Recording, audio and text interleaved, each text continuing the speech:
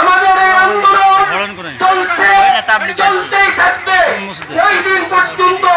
যেই পর্যন্ত ফ্রান্সের কোলনিয়াল প্রেসিডেন্ট প্রকাশ্যভাবে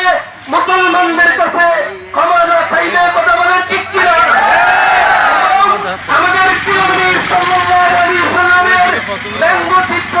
প্রদর্শন বন্ধ না করবে। আমরা ফ্রান্সকে লক্ষ্য করে বলতে চাই,